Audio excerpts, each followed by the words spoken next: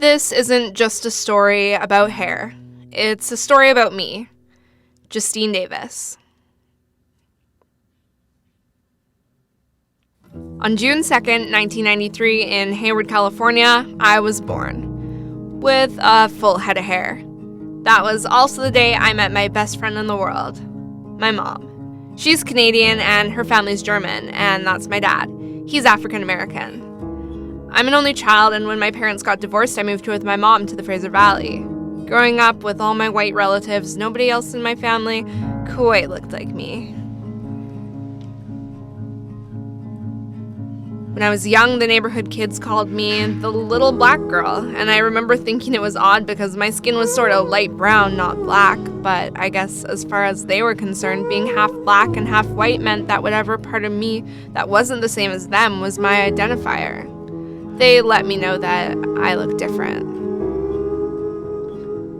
Like any other confused parent with a half-black German kid, my mom didn't know what else to do with my hair except twirl it into ringlets. And when I started school, she braided it. I was the girl with the braids. Sundays in front of the TV were hair days. I would sit on the ground and my mom would sit on a chair behind me, tugging and pulling the brush through my lion's mane and braiding and braiding. I knew the other girls at school didn't have to do this. My hair was different. In grade 8, I said goodbye to the braids. I wanted to look like normal girls, like my friends, like the girls in magazines, so I got my hair chemically relaxed, and I flat-ironed it when I could. I always admired straight hair. I wanted my Princess Diaries moment where they took the girl with the weird frizzy hair and made it straight, and suddenly she was beautiful. It didn't last long before my patience ran out, along with the chemical relaxer. I decided then that I didn't care about the magazines, I didn't care about trying to fit in with my beautiful blonde friends, and that's when I cut it. I took what felt like a running jump out of an airplane without a parachute. The roots grew long enough to cut the straightened ends, and the afro I'd only ever seen in my childhood photos was back. My true self, my true hair, my true identity. That was almost 10 years ago. The story of the girl with the hair and my bow collection had just begun. The first steps of a journey. When I first cut my hair into the afro, I cried. I hated it. What would people think? No one else in my life looked like this. The girls in magazines didn't look like this. Since then, my hair has been a constant spectacle. Always a topic of conversation. Not a day goes by where I don't talk about it. Strangers point at me in public on a regular basis and share their comments, driving by in cars, stopping me on the street.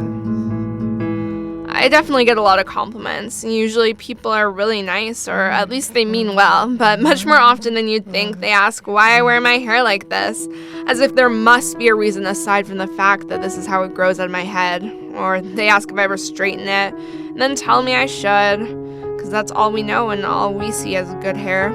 Every year around Halloween, I have strangers ask me what I'm dressed up as. It's crazy how many people think it's a wig, and they ask to touch it, or don't even ask, just touch it. Kids stare and ask their parents, why does she look like that? One time a little boy shouted, fuzzy hair, and the mom was so embarrassed and tried to cover it up by saying, he said lovely hair. Out of all the comments I've gotten from strangers from the 70s called they want their hair back, to did you stick your finger in an electrical outlet, to I thought I was having a bad hair day. The one that stands out happened last year from a lady who said, you must hate your hair.